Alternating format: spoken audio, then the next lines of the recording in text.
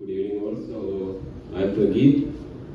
I head the IT Infra pillar at Fortune. So today I'm going to cover how to optimize cost on Kubernetes clusters on cloud infrastructure. Right. So who has previous experience with Kubernetes? Can you raise your hands if you have any experience with Kubernetes before? Okay. Good. Is it on-prem or cloud? Who has cloud Kubernetes experience and who has on-prem? Okay. Okay. Great. All right. So even though I'm part of Fortitude, I'm part of the Brandis digital operations team. So Fortitude is part of Brandis group, right? So Brandis is a parent company, and Fortitude is like the IT arm of Brandis. So in addition to supporting Brandis and managing their environment, Fortitude has a lot of global customers. So they manage their applications, they provide consultancy services, and in addition to that, we recently started managing Brandis infrastructure as well, and in the Brandis DevOps practice also. So this presentation is based on a recent project that we did at Brandis. So we are in the process of migrating Brandis workloads to the cloud. So right now we have 2 data centers. One is in Colombo, which is the primary, and then we have another DR in Sri Lanka. So we are in the process of migrating these workloads to the cloud, right? So when we migrate, one of the key challenges that we saw was the cost was very expensive when we migrated things to the cloud compared to what we had in on-prem, right? So then we did our research to figure out like what are the optimizations that we can do to reduce this cost, how we can improve the utilization and reduce the cost, right? So this presentation is based on those learnings and those experiences that we had with this journey. So we'll cover what are the optimizations that we did and what are the challenges that we faced because of those optimizations and how we resolve those challenges along the way.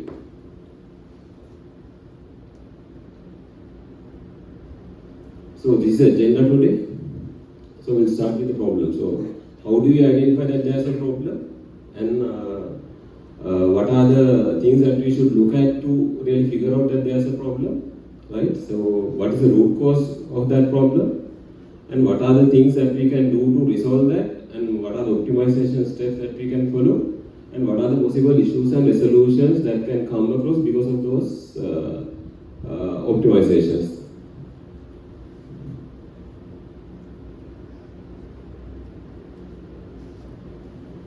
So this is the problem. So when you host Kubernetes, when you host your workloads on Kubernetes, what you will see is your workloads or your worker nodes will be heavily underutilized, right? So since those are like heavily underutilized, and on cloud you are paying for what you provision. On cloud you are not really paying for what you use, but you are paying for what you provision if it is cloud managed Kubernetes that you are using. For example, in our case, what we have been using is AWS EKS, where the control plane is managed by them, and we host our workloads on top of worker nodes. So we pay for the number of worker nodes that we are using on the cloud. So if those are not utilized to the optimum extent, we'll be paying for those unutilized resources also, which will be a waste of money. But we didn't have this problem when we had these workloads in the on-prem setup. Because in the on-prem setup, we were hosting these Kubernetes clusters on top of VMware. So VMware has a mechanism to share these unused resources with the other workloads that we are running on the data center. For example, with this Kubernetes cluster in the on-prem setup, we had a lot more other servers, right? So when our on-prem worker nodes are not using the resources that we have allocated to them, the other servers can share those resources. So there wasn't really a wastage of resources when we had these clusters in the on-prem data center. But once we migrate to the cloud, this sharing concept is not there. On the cloud also there is a hypervisor in place, but and they are sharing the resources, but that advantage is not given to the customer, because on the cloud, you are given the control of those worker nodes and you pay for the worker nodes, and if you are not using those worker nodes or the resources of those worker nodes, the cloud provider will share those things with their other customers, right? But that benefit will not be given to you. So it is your responsibility to figure out how you are going to get your worker nodes and the workloads to the optimal level of usage.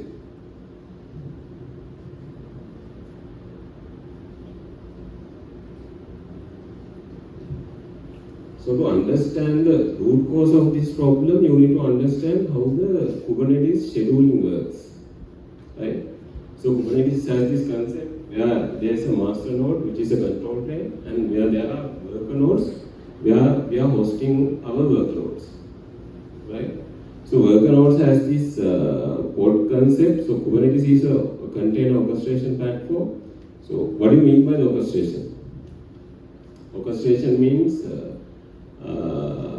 managing the life cycle of the containers, then making sure they are highly available, managing the failover, the monitoring, health checks. All those components are provided by this Kubernetes orchestration platform, right?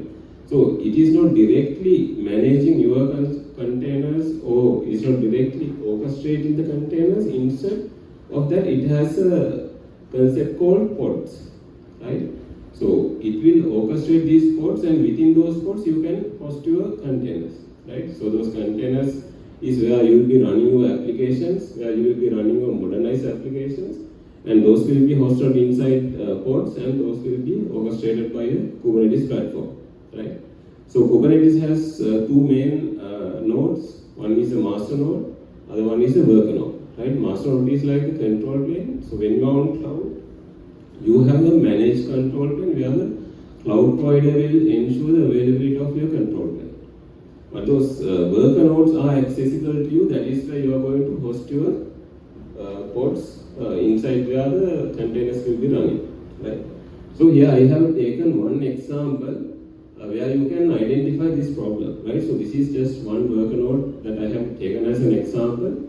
So this worker node has 8 CPUs allocated and 16 GB of memory allocated, right?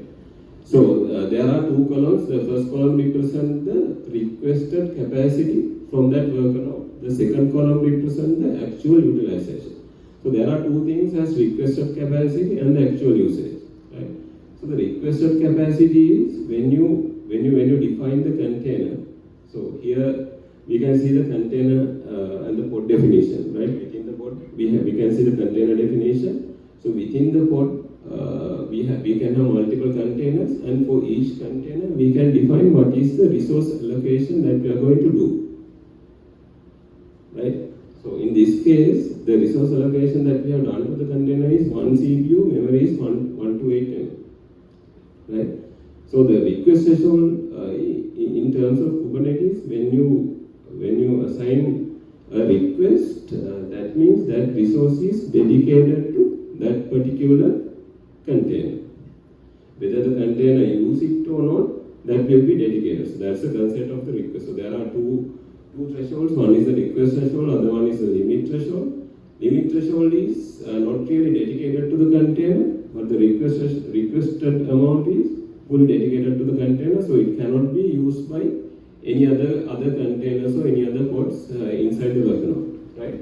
So that is the problem here. So in this particular worker node, there are 7 pods that we have scheduled, right? For example, take that sample pod definition that I have put there.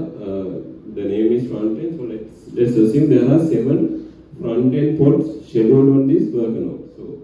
So one pod will request 1 CPU, so 7 pods will request 7 CPUs from this 8 CPU worker node, right?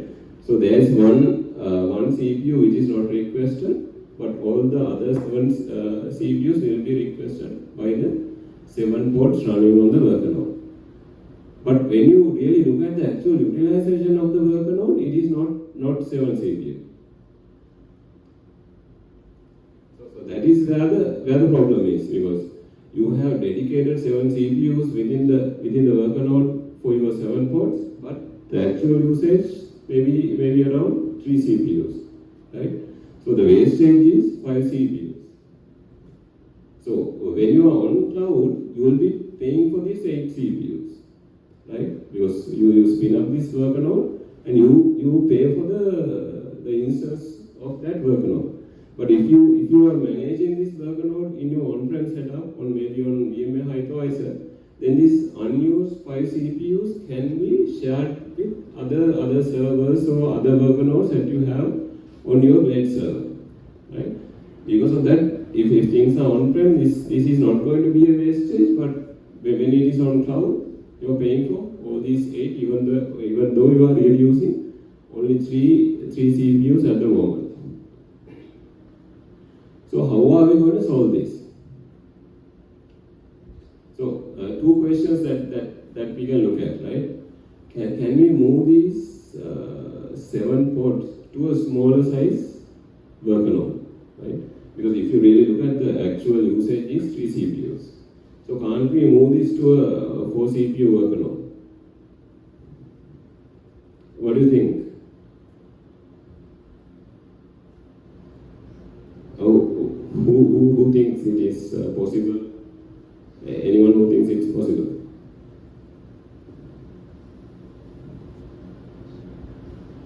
So we cannot move it to a smaller instance. So the reason is when Kubernetes schedules the pods, it looks at the total requested capacity, right? So in this case, the total requested capacity is 7. So if Kubernetes to schedule these pods on a worker node, it should have more than 7 CPUs. Otherwise, it cannot, it will not schedule these pods, right?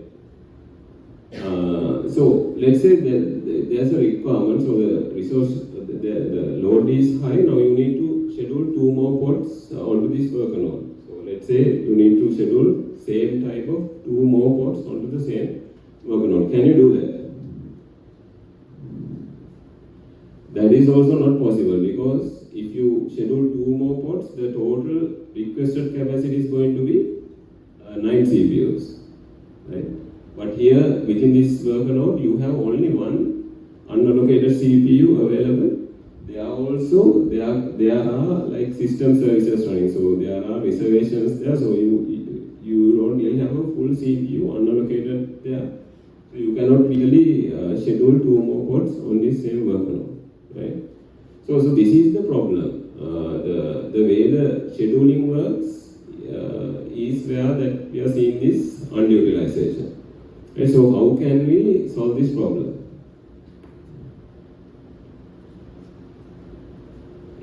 So there are a couple of things that you can do, right? So this is what we have done during our cloud migration. Because of all these underutilization that we have seen, what we realized during the testing is the amount that we have to spend that once we migrate stuff to the cloud, especially for the Kubernetes workload, is quite higher compared to what we initially planned, right? So then we did our research to figure out how we can optimize that, right? What are the things that we can do to optimize? So these are the key actions that we have to optimize this utilization of the worker nodes once those are moved to the cloud. On-demand scaling. So instead of having a higher number of pods pre-provisioned, we use horizontal pod auto-scale, which is coming natively with Kubernetes, where you can monitor your load and scale based on the demand, right? So we put that in place. Then node auto-scaling is another scaling mechanism where it can scale up your worker nodes, right? Instead of having large number of worker nodes pre-provision, you can scale up the worker nodes based on the demand, right? So then we looked at consolidation of the fragmented workloads, then right sizing of the pods and nodes is also very important. For example, if you look at our previous example, we had in our pod definition, we had put 1 CPU as a request threshold, right?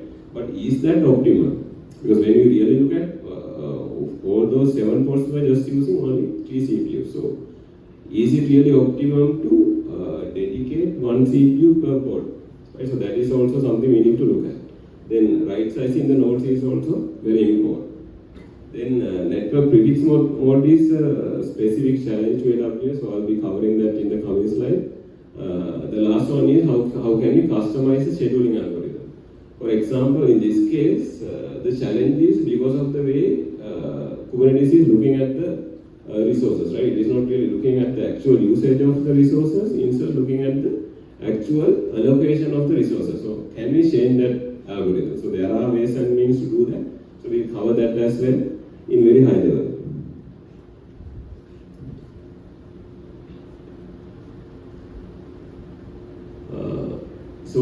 In the case of horizontal pod autoscaler, main objective is to have a very minimum number of pods running at the base node, right?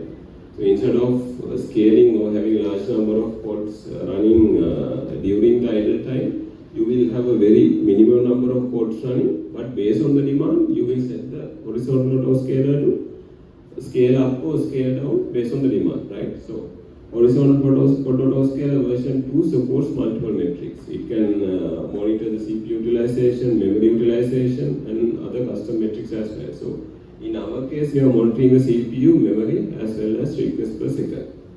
So this is the equation that it used to decide how many number of replicas that it has to run to meet the target threshold. So in the horizontal pod autoscaler, you can define what is the target threshold that you are expecting your pods to be utilized, right? So in this particular example, I have set the target threshold as 30, right? So then what horizontal pod autoscaler would do is, it would either scale up or scale down to ensure the overall average utilization of your pods are at 30%. So if you want to keep your pod utilization at 50%, then what you should do is you set the target threshold of your horizontal pod autoscaler to 50%, right? So in this particular example, you have pod A running in one worker node, and you have configured your horizontal pod autoscaler target utilization as 30 CPU. So to bring your pod utilization, the current 60% pod utilization to 30%, what should the autoscaler do? So it will apply these values to the equation. So when you apply these numbers to the equation, the current replica count is 1, current metric value is 60, and the HPA target utilization is 30. So when 60 is divided by 30, the answer is 2. So it will scale your deployment desired replica count to 2. So then there will be another new pod that will get spinned up, right? So ideally, if there is proper load balancing, after some time, the load will be 30% on the pod A and another 30% on the pod B, right? So then the overall average utilization will be at 30%.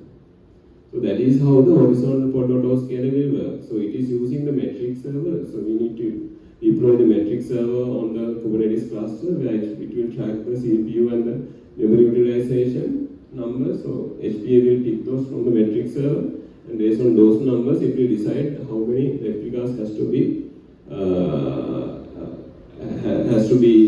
needed to meet the expected target utilization. So in our case, instead of having large number of replicas, we minimize the base number of replicas to a lower value, and ensure that those are going to get scaled up only when there is high demand of the day. Right? So that is how we reduce the number of replicas. So if you go back to the previous example, so instead of running 7 replicas, so maybe at the base time you run 1 replica, right? Based on the usage, it will go up.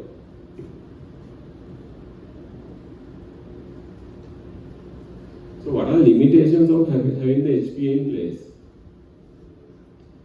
HPA cannot really scale up for sudden demands, because when HPA changes the desired replica of your deployment, it needs some time to spin up the new pods, right? So this spin up of new pods it is not immediate.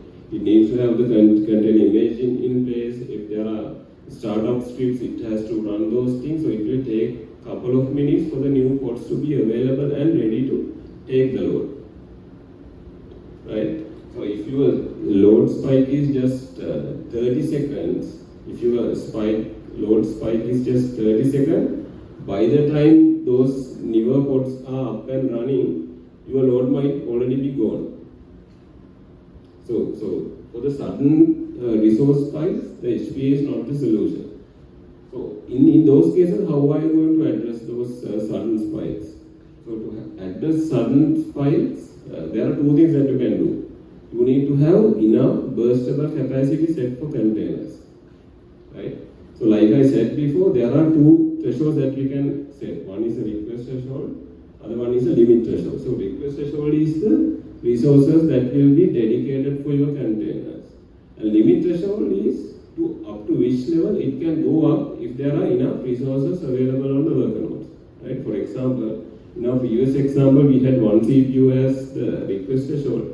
And for example, let's say we set the limit threshold as 2. Limit CPU threshold as 2. In that case, it can go up to 2 CPUs. It can go up to 2 CPUs and use if there are enough free resources on the worker node, right? But the 2 is not guaranteed. Only 1 CPU is guaranteed. So 2 CPUs will be available based on the utilization of that time. So having burstable capacity for containers, enough burstable capacity for the containers to handle that sudden peaks is also one option. Other one is you need to identify the right minimum replica count to handle such immediate bursts, right? So if there are set of hot pods running, for example, instead of setting the minimum replica count as 1, you can set maybe 3, so that all the time there are 3 replicas available. So if there are sudden loads, those 3 will be able to manage, and if the loads increases, it will keep on adding more replicas to the deployment. So those additional replicas will start handling that load.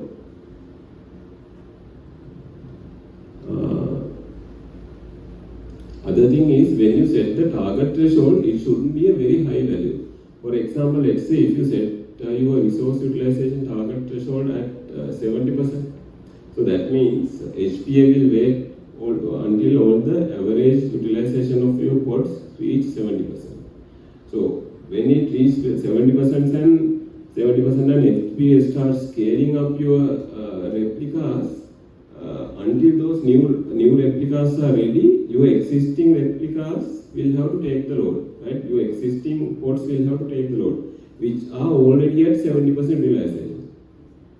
So if it takes another 1 or 2 minutes for the new replicas to be available and ready, whatever the loads coming during that duration has to be taken care of by your existing pods and the replicas. So there should be enough free capacity available on those existing replicas to cater that load until the new replicas are ready. So that's why I'm saying, so don't set very high targets like 70, right? So then it will wait until it is 70% utilized to do the scaling. So instead of that, what we are normally using is around 50% or 60% of the target values. And another very good point is, if you look at this example, your pod A is 90% utilized, your pod B is 10% utilized, your pod C is again 20% utilized. So the average utilization is at 40%. And if we had the HPA target of 50%, will the HPA trigger the scale up event for this, or a scale down event?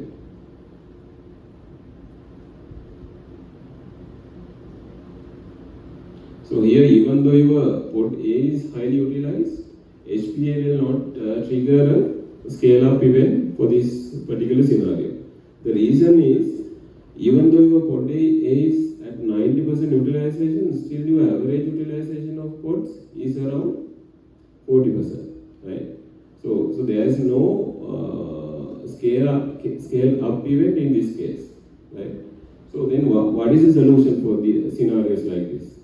The scenarios like this, the solution should be, you need to have proper load balancing mechanism between your pods to ensure when it is 40% average, at least all the ports should be around that 40% instead of having a very high deviations like what we see in this picture. So we'll discuss how we can achieve the proper load balancing also within the Kubernetes cluster, so that there will be proper HPA trigger events also depending on the average utilization.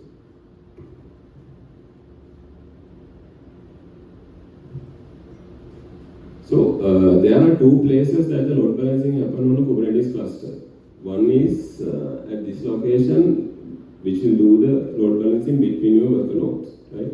When you have multiple worker nodes, there should be a mechanism to show it as a single node to the outside. So that is where the cloud provider load balancer will come into play. Then there's another place that the load balancing will happen is within your Kubernetes cluster. So when the traffic hit your services, it has to distribute your load across the multiple replicas of that deployment, right? So that is taken care by the Kubernetes load balancing mechanism. So in the previous example, where one pod was heavily utilized and two pods were underutilized, the other reason was this Kubernetes load balancing was not really working effectively to load balance across those pods equally, right? So that was the issue there. It was not really an issue with the HPA, it was an issue with the way that the Kubernetes load balancing works. So we can look at how we can optimize that load balancing algorithm also. So by default, Kubernetes uses IP tables to do the load balancing. So if you have experience with Linux, IP tables is just a packet forwarding or packet filtering mechanism, right? So it is not designed to do the load balancing. But when you look at Kubernetes, it is using most of the native components available with Linux. So it is using IP tables by default to do this internal load balancing.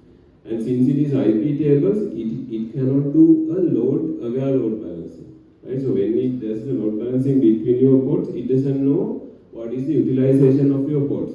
It is just doing the round-robin load balancing between your pods, right? So when you do round-robin load balancing, there can be certain cases where there are long-lived connections which are directed to certain pods, and because of that, the usage of those pods are getting increased. And there can be certain connections which are heavy compared to the other connections also, right? Because of that, there can be certain pods which are getting overutilized, right? So since this IP tables-based load balancing doesn't have that knowledge of the pod utilization, it cannot really take the utilization into account when it does the load balancing. That is how this unequal load balancing will happen within the Kubernetes cluster. So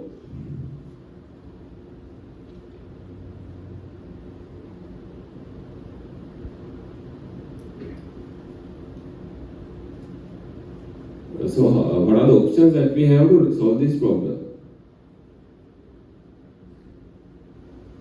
So on the Kubernetes kube proxy, there are two methods that we can use. The first one is the previous default methods I mentioned, the IP tables-based load balancing. The other option is the IPVS load balancing, or the IPVS mode, right, which will use IPVS to do the load balancing. So IPVS is actually a load balancer that is also part of the Linux package, and it is a solution built for the load balancing. So it can do that load-aware load balancing. For example, with the IPVS mode, there are multiple load balancing options available. For example, it can check what are the ports having the least number of connections and do the load balancing to those ports, right? For example, if you look at our previous case, when the CPU utilization is low, that means there are lower number of connections going to those ports, right? So then your load, if it was IPVS load balancing, then those ports will start getting more load, and they start getting more utilized, and your high utilized port will start coming down, right? So it is important to have a proper load balancing set in place so that there is better utilization and lesser number of complaints as well, right? So in our case, what we are using is a linked service mesh because we had a specific requirement where we wanted to do request-based load balancing. case of connection-based load balancing, it will load balance the TCP connections. It will not look at what is running inside the TCP connection. Instead, it will just do the load balancing of the TCP connections. But if you use HTTP keep alive within the same TCP connection, there can be multiple HTTP requests going on, right? So when you do the connection-based load balancing, all the subsequent requests within the same connection will go to the same port, right? So we started facing that problem where there were certain connections which were getting so many HTTP requests within that same connections, and whatever the ports which were serving those connections were heavily utilized. So with the linked service mesh, what we achieved was it was able to do this request-based load balancing. So instead of sending all the requests within the same connection, it was able to load balance those requests to different ports, right? Between the ports, per request wise, it manages the load balance. So that is how we resolved that load balancing problem in our case, but that cannot be the case everywhere, right? Based on your application nature and based on your application workload, you can decide whether it's a connection-based load balancing or the request-based load balancing that is optimum to you, optimum to your environment, and decide what is the best way forward. Because having a service mesh like Linked is going to add additional failure points to your solution, right? So it is advisable to stick to native Kubernetes component as much as possible rather than adding additional components like service mesh into your equation. So if it is not really needed, if these request-based load balancing are not really needed, just stick to the IPVS mode where you can have a better load balancing mechanisms within the native Kubernetes load balancing solution.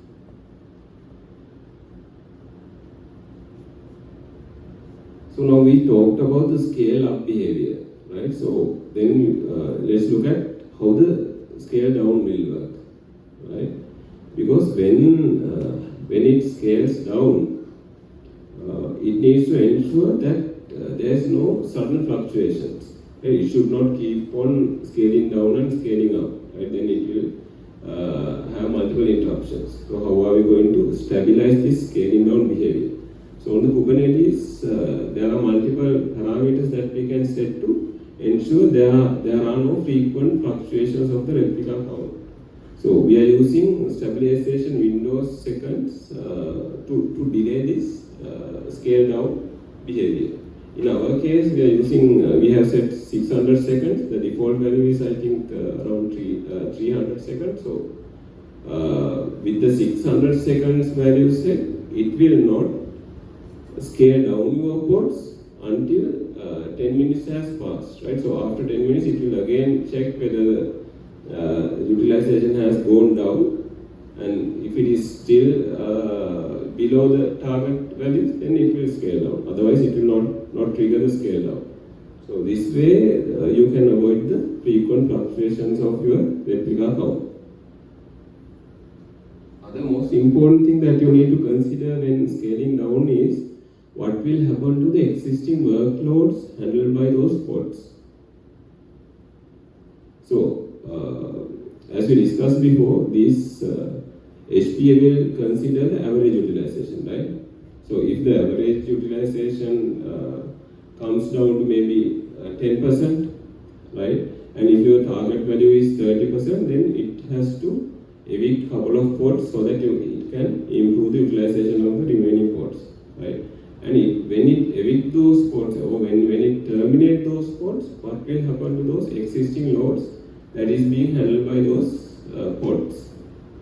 So that is another key challenge that you are going to face when you start using the horizontal pod autoscaler, because it doesn't wait or when it changes the replica count, your deployment won't wait until your existing jobs within the pods are completed before terminating, right?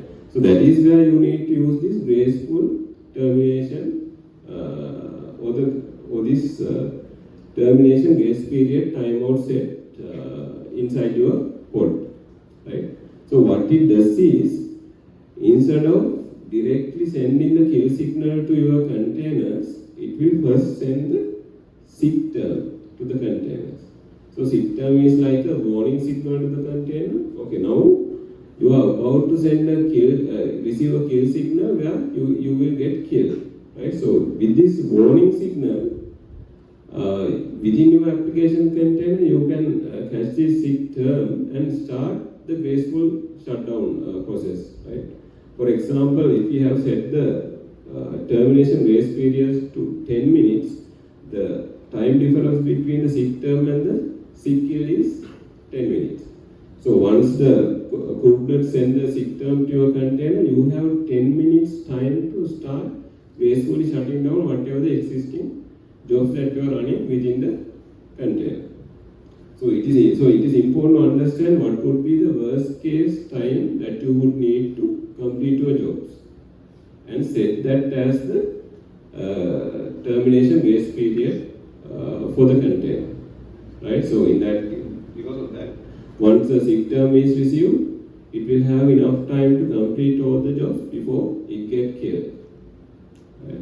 So how the Kubernetes handle this termination is when it marks a pod for the termination, it will stop sending any new traffic to that pod. Since it doesn't get any new traffic, what it has to do is only completing the existing jobs.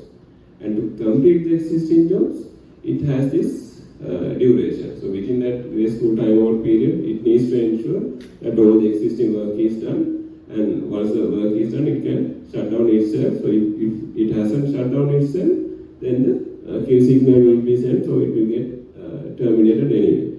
So unless you properly set this graceful termination in place, your pods or your traffic going to get interrupted when the HPA starts scaling down your pods, because all those jobs will get killed suddenly if you haven't set these timeout modules properly.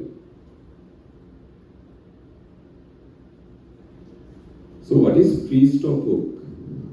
So this was also very helpful in our case because on all the pods we had Linkerd sidecar containers in place. So like I said before, we were using Linkerd to do request-based load balancing. And how Linkerd handled sick term is whenever it received the sick term signal, it started graceful shutting down itself and it stopped all the inbound and outbound new connections. But it let all the existing connections to run so that they can gracefully complete, but it rejected any outbound or incoming connection. So outbound or incoming new connection. So in our case, since this Linkerd was operating as a sidecar and we had application container running, so when the Linkerd stops accepting any new incoming or outgoing connections, our application container was not able to talk to the outside or not able to make new connections to the outside to complete its existing jobs. So when the sick term is received or when the sick term is sent to the container, Kubernetes will not send any new nodes to the container, but it has to make sure that it completes whatever the existing jobs within the graceful termination period, right? So that is what we discussed before. But this case, since the Linkerd gets shut down before the not get shut down, since the Linkerd stopped accepting any new connections inbound or outbound, as soon as it received the sick term, our application container was not able to connect to the outside to get whatever the data or upload whatever the data that it needs to complete its existing jobs, right? And we didn't have any control over this sick term behavior of Linkerd container also. So that is where we use this pre-stop hook. What pre-stop hook can do is it can delay the sick term to your container. So until the pre-stop hook is completed, the term signal will not be received by your container. So by looking at this diagram, so this is where the container termination has started, right? So if you didn't have the pre-stop hook in place, when the termination is started, that sick term will be sent to the container, right? But since you have the pre-stop hook in place, until the pre-stop hook is completed, your container will not get the term signal. So in our case, we had the pre-stop hook set on the Linkerd container. So there's a delay of the Linkerd container knowing that is a graceful shutdown that it needs to initiate because it didn't receive the term signal until the pre-stop hook is completed. But on our main container, we didn't set the pre-stop hook, so the main container immediately receives the term signal and it will start its graceful shutdown. It will try to complete whatever the existing jobs. It will try to communicate with the outside to complete those existing jobs, right? So to accommodate that, we have delayed the graceful shutdown of the Linkerd container with the help of the pre-stop hook. And once the work is done, then the main container will kill itself. So if it couldn't kill, then the seek kill will kill itself at the end. Right? So that is how we have addressed this specific scenario that we face, or specific issue that we face in our setup. So the other solution that we can use is the node autoscaler.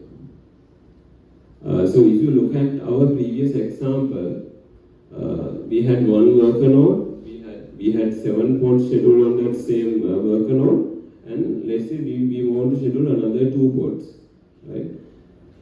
But we cannot schedule another 2 pods because there is no enough unallocated capacity. So in that case, if we had the node autoscaler in place, it can detect these pending pods and it can scale your worker node so that there will be additional worker nodes in place to schedule your additional pods in place, right? So instead of having pods instead of having worker nodes pre-spin, you can spin up those new worker nodes based on the demands with the help of the node autoscaler. So there are 2 autoscaling options available. One is the cluster autoscaler, that is the Kubernetes native solution. Other one is the Carpenter, which is open source solution from AWS. So we are using Carpenter because we are on AWS, plus it provides a lot more additional features compared to the cluster autoscaler. So like I said, the autoscaler will watch for any pending pods, and if there are any pods going into the pending state because of resource not having nodes with enough unallocated resources, it will spin up matching nodes so that the pods can be scheduled on those nodes, right?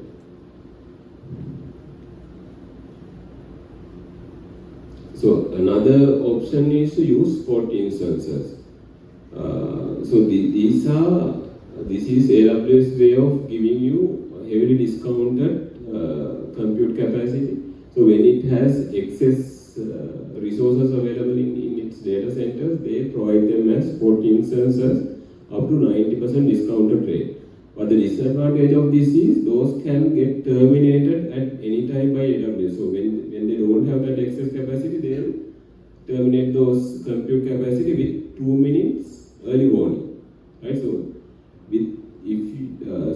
that is a disadvantage. So there can be interruption with 2 minutes early warning. But Carpenter has the capability to integrate itself with this spot interruption notification. So it will identify that the worker node is going to go down within 2 minutes. So it can start gracefully shutting down your worker node. So if your graceful shutdown period is less than 2 minutes, so using spot instances also an option. So we are not really using because our graceful shutdown period is quite high, so we cannot gracefully shut down everything within 2 minutes time because of the nature of the application. But for your non-production, this will be a good option where you can significantly save the cost. So consolidation is also another option that you need to look at. Here in this example, I have considered 3 worker nodes, right? So 8 CPU each. So as you can see, I haven't considered the reserved capacity, system reserved capacity, just for the simplicity. So in this case, there are 3 worker nodes, and all has different type of spot schedule. And this green color pods has scaled up, so because of that, there are multiple replicas in place, right? So then let's say now your load will go down, and the HPA decide to scale down your green replicas to 1 pod, which is the minimum replica count that we have defined in this case, right?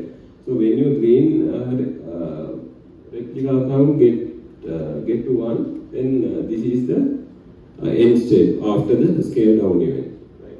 So you have only one green pod and all other pods are there as it is, right? So after the scale down event, your node A is going to get freed up. Right? So then the node autoscale is going to detect that there is a node without any pods running, and it is going to terminate that node, that worker node. Right? So then you have node B and node C, but still, if you really look at it, still it is heavily unallocated, right? There is unallocated capacity because each pod that we have taken in this example is requesting only one CPU, right? So node B has the requested CPU capacity is 3. Node C, the requested CPU capacity is 4. And if you really look at it, you can move the 3 ports that you have on node B to your node C and terminate node B also, right? Then you will have to pay only for one worker node. So Carpenter has that capability to detect this, so which they call consolidation. So it will evict these 3 ports on the node B, and those will get scheduled on your node C, and then node B will get terminated. So Carpenter uses coordinate drain best practices when terminating these nodes, so that there is less interruption for your ports. And if you had rightly set the termination graceful period, your existing jobs will not get interrupted also, because then the pods will run for the time of the graceful termination period, so that your application has enough time to complete the existing jobs before the actual kill signal receives. Right? So if you have followed all those best practices, you can eliminate this node B also, and you can run all the workloads with a single node as shown in that last image. Right? So that's what the consolidation would do at the end. So we had three nodes running at the beginning because of the scale up. Then it got reduced to 2 nodes, and it again got reduced to 1 worker node with the consolidation in place.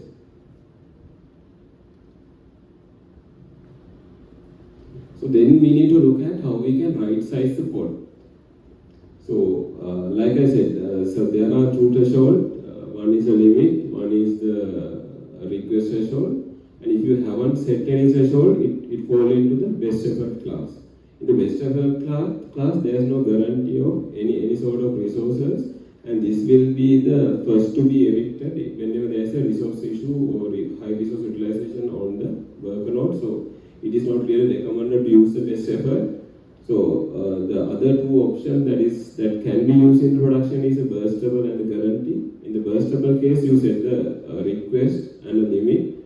So the requested amount is guaranteed, right? Whatever the resource issue, this requested amount will be dedicated for your pods. And limit is to up to which level you can burst whenever there are any additional requirements, right? So in case of the guaranteed QoS class, you have your request and limit set to the same thresholds, so that only the guaranteed amount is there. It cannot really burst whenever there is any additional sudden spike of usage, right? So then how can we really identify what is the optimum request that you should set in your containers? So that's the most important thing. As if you have set a very high request value, then again there will be wastage of resources. So it is very important to understand what would be the optimum request values that you should set. And setting a higher limit won't really be a problem, because when the scheduler takes the scheduling decision, it won't look at the limits, it will look at the request. Right? So optimizing the request threshold is very important. So I'll cover a couple of things that we can use to identify what are the optimum request thresholds are. I have mentioned 3 options. You can use vertical autoscaler to identify the optimum request threshold that you should use. Then there are solutions like group cost and open cost So this scoop cost is, they have their free version, which uses last 15 days history to recommend you the optimal request thresholds. Then open cost is their open source solution, which can do the same thing. Then you can use the monitoring solutions like Prometheus to monitor your utilization and then identify what are the optimal request thresholds. So this is the vertical photo dose scale I mentioned. So this event can go ahead and change your request and limit thresholds to the optimal values that it identifies, but it is not really matured to use in the production yet, so it is not really recommended to use in the production, but you can run it in the update mode mode so that it will not really go and change your thresholds, but instead it will give you the recommendations, so you can also review and decide whether to use those recommendations or not. Right? So that is one option to discover optimum request values. Other one is the Coop cost that I mentioned. So they have their free version where it is going to give you the current utilization, current request of your RAM and the CPU, and what is the recommended based on the utilization in the past. The free version look at the 15 days utilization, and they have a commercial version which can look at more than 15 days history. So in addition to those solutions, if you have a monitoring solution which can really monitor the utilization of your containers, you can use that also to identify the optimum thresholds that you should set, right? So whenever we do these capacity optimizations, we go with the percentiles. So if we do the capacity optimization of your internet link or maybe the MPLS link, all those are generally used, will go based on the percentiles. So the advantage of the percentiles is it can exclude sudden spikes, right? Sudden spikes happening, because we should not dedicate our capacity by looking at the spikes, right? Because the thing is, if you look at the pod, it has that bursting capability to manage the spike. So what you should do is you should look at the percentiles and identify the right percentiles that you should use, because there are, based on the criticality of the workloads, you can pick and choose what's the percentile you should go with. Normally we go with the 95th percentile, but there can be cases where even go with the 99th percentile if the workload is really critical. So what does 95th percentile means? So it is really important to understand what it means, so that you really know what is the percentile that you should use for your workload or for your content, right? So I have just put a graph here. So it has, let's say it's a CPU utilization, right? So this is just a sample that I'm trying to use to explain the concept of the percentile, but this will never be an actual utilization. So we have taken the numbers from 8 a.m. to 5 p.m. So this is a 10-hour duration samples. So if you look at the graph, what is the 90th percentile?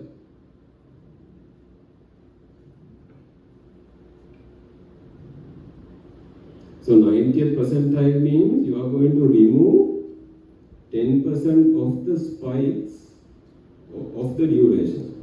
10% means this is a 10-hour window, 10% means 1 hour. So you are going to remove 1 hour worth of spikes from your graph. So 1 hour worth of spikes means 15, that means 3 p.m., 15th hour, 3 p.m. So that is a maximum. That 15 is 1 hour worth, and that is a maximum. So if you remove that, the next maximum is 5. That is happening at 14. So the 90th percentile of this particular case is 5.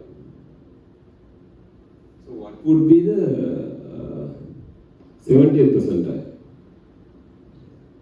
So in case of 70th percentile, you need to remove 30% of the peak. So 10% of the peak is removed if you remove the 15th hour, right? And another 10% of the peaks will get removed. The next 10% of the peak will get removed if you remove 14. So now the 20% is gone. Another 10% will get removed if you remove 11th, right? So the 30% is gone. So once those trees are gone, what is the next maximum? The next maximum is 13 or 16, right? So that means next maximum is 3. So 70th percentile is 3. So the whole purpose of using the percentile is to avoid the spikes, because it is not really optimum to size your workflows just by looking at the peak, because peaks is not going to happen every time of the day, right? So it will happen only for a short period of time. That's why we are just removing only if it is 95%, we are just removing 5% of the peak, and we are going to pick the next peak as the optimum threshold to set in your content, right? So with that understanding, you can see like whether it should be 95th percentile for your workload or whether it should be 99th percentile, but just to understanding the percentile is what is important. So this prefix mode is specific to the AWS. This is an issue that we came across during this optimization. Where once we optimize the pod or the container request thresholds and all the auto scaling and everything, we managed to increase the number of pods that we can host within a single workload, right? Because now we have optimized the request threshold, so the requested capacity will go down per pod, so we can host a higher number of pods within the workload. But then the limitation was there is a maximum number of IPs that can be handled by per EC2 instance on AWS, right? So based on the instance side, it varies. It really depends on the number of interfaces or the ENI supported by the particular instance, plus the ENI, how many IP addresses that can be allocated. So this is the equation that will decide the number of maximum IPs that can handle by the EC2 instance. So these worker nodes are really EC2 instance. So on AWS, these worker nodes are really EC2 instance. If the EC2 instance can handle only 10 IPs, then we can only put 10 pods inside that EC2 instance. So it doesn't matter even if you have unallocated space on that worker node. If the IP, the number of IPs has run out, you cannot really schedule your pods inside that worker node. So that's the next challenge that we face. So there's a solution for that also. So where AWS has introduced the prefix mode. So you need to enable the prefix mode so that you can increase the number of IP addresses supported by the EC2 instances. So we implemented that, then we were able to avoid this IP limitation also. So I think this is only specific to the AWS. We are also mainly working with AWS, so I'm not really sure whether this same limitation is there on other cloud providers also, but specific to the AWS, this problem is there, and there's a solution also. So the next option is, can we change the scheduler behavior, right? So initially I mentioned one of the main reasons for this underutilization is your scheduler is not really looking at the actual utilization of the worker node. Instead, it is looking at the total requested capacity by all the pods on that node when it takes a scheduling decision, right? So can we change that behavior? So with Kubernetes 1.15, this scheduling behavior can be changed, right? Because there is a framework introduced where you can add plugins to change this behavior. But on AWS, we cannot do that, because on AWS, we are on managed Kubernetes. The control plane is managed by them, so that they don't really allow you to do any modifications to their control plane, because when we do those modifications, they cannot really take responsibility and provide the support, so that they don't really let you customize the schedule. But there are certain providers that let you customize the scheduling algorithm. So PayPal has introduced this solution where they have developed and made it open source to do the customization. So I have just put it there. We haven't used it because it is not allowed on AWS, but you can try it out. So other other thing is we are shutting down our workloads and all the databases and all the resources on our non-production accounts after office hours so that we can save the cost there. So after all these optimizations are in place, it is really important to monitor what is happening, because with all these auto-scaling, on-demand scheduling, on-demand upscaling, your workloads are going to be very dynamic, right? So unless you really monitor what is happening very closely, you will not be able to identify issues until users start complaining. So once you do all these optimizations, it is really important to ensure you are going to very closely monitor the behavior of your containers, the pods, and the Kubernetes clusters to ensure that you identify the issues proactively. So I have put a couple of parameters that we are monitoring. This out of OOM kill event is very important. When it runs out of memory, the pod is going to get killed.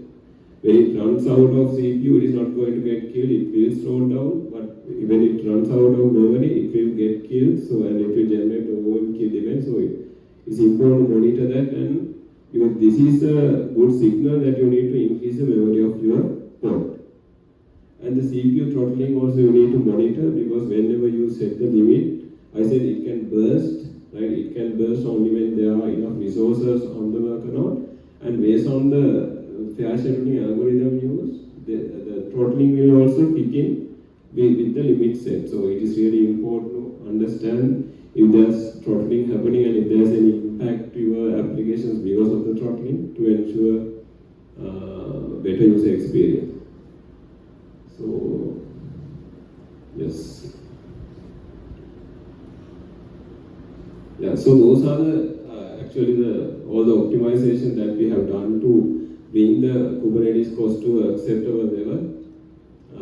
I think with this optimization, we managed to reduce the count of our worker nodes by around 40% of the amount that we had initially. So it was a significant reduction. Any questions?